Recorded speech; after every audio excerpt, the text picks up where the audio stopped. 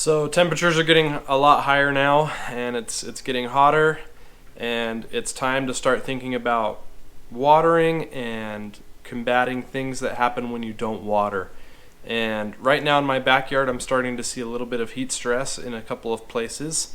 It looks kind of like a dark, patchy, hazy look to the grass, and those are areas that are just not getting the things that it needs, and it's time to start thinking about what we can do to improve those areas and keep those areas nice and green throughout the hot temperatures of the summer.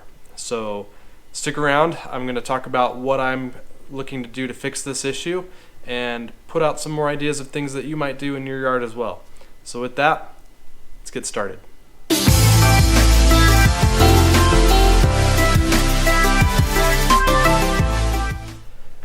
So when it comes to heat stress, one of the first things that you want to look for is your irrigation. How is your watering?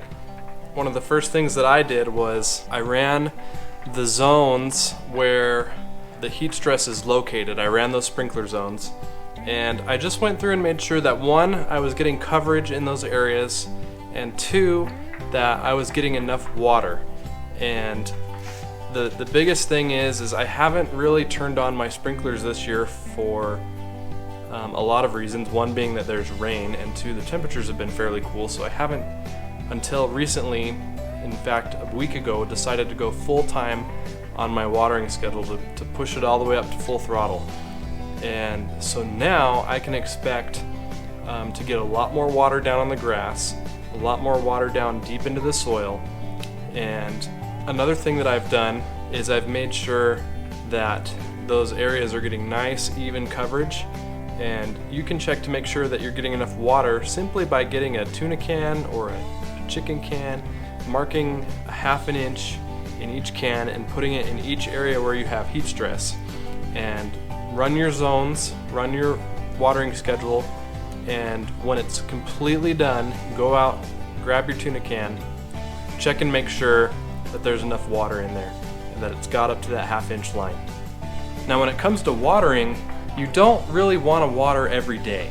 And the reason for that is because when you're watering regularly like that, you're only letting the roots know that water is at the surface level, that water isn't available very deep in your soil. But when you water deep and infrequently, you're telling the roots to dive down deeper into the soil and dig down deep into the soil to find that water. And when you have deep roots, they're going to be much stronger, and they're going to be able to withstand the stress of the heat much better than if they were shallow. So deep and infrequent waterings are the key to successful plant growth, in addition to regular mowing and fertilizing.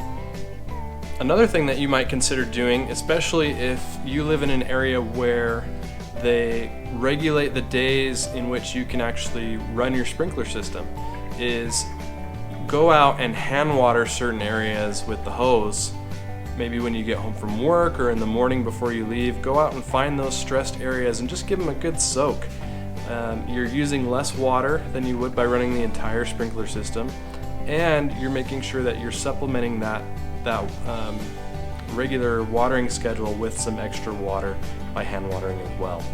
Another thing you might consider is just running the sprinklers for about 10 or 15 minutes for each zone on your off watering days, just to make sure that you're cooling down the soil temperature, cooling down the temperature of the grass blades, and just easing the stress a little bit. Another thing that could lead to heat stress is compacted soil. In my area here where I live, the clay is extremely hard. So what I like to do is take some humic acid, some RGS, some Aerate, and just drench these areas and push as much of that product in as I can to soften up that soil and loosen up that soil, make it more of a topsoil quality, and that should help it as well, and kind of relax that soil a little bit, give the roots a little more room to work their way down and strengthen everything up. thinking long term, another thing that you might consider doing is core aerating in the fall. I like to do that every year, and I've found that as I've continued to do that, the soil has opened up and relaxed, and it's been doing a lot better. And even some areas where I've seen heat stress in the past, I don't see it anymore. So, of course, core aerating isn't something that we can do regularly, but it's something that we can do annually, consistently. And that's what's most important, is that we're consistent with these things. There are other products on the market as well that will soften up the soil, but also retain moisture in the root system so that you don't have to water as much or as often as you're normally watering now. Products like Hydrotain, something that I'm really interested in trying. Just haven't quite gotten my hands on it yet, still looking at options and finding good prices, but definitely something that I want to try this year and see how it does in my yard. So bottom line, summertime is really when we get into the more nitty-gritty details of how our yards are doing. We've had spring to build up to this point, to get our early fertilizers down, our pre-emergence down, and now it's more of a survival mode in a way, to just keep up with our watering and make sure that the grass isn't stressing out too much. When it looks stressed like mine does, that's step one. The next step for it, if it would continue in its current state without getting as much water and nutrients as it needs, and if the soil stays the way it is, it would then start turning yellow and go into a more dormant state. So early signs here, not too bad. We can work with this, and even if it goes yellow and dormant, we can work with that too. And of course, once temperatures come down and we come out of summer, then it's going to be back to that nice, even, consistent coloring that I'm used to.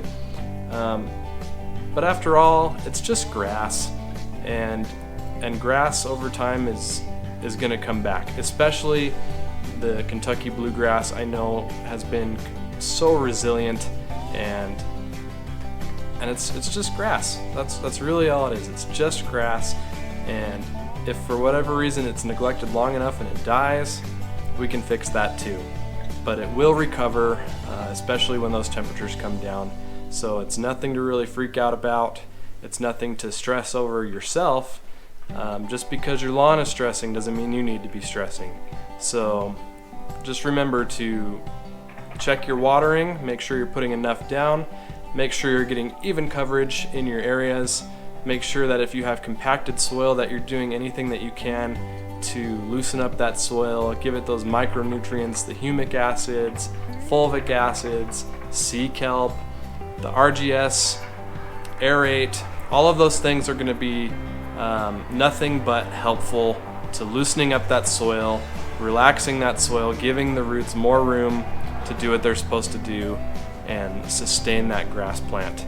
So I hope that's helpful for you. That's just one of the things that I'm working on right now currently as temperatures start coming up. So with that, thank you for watching, and I'll see you in the next video.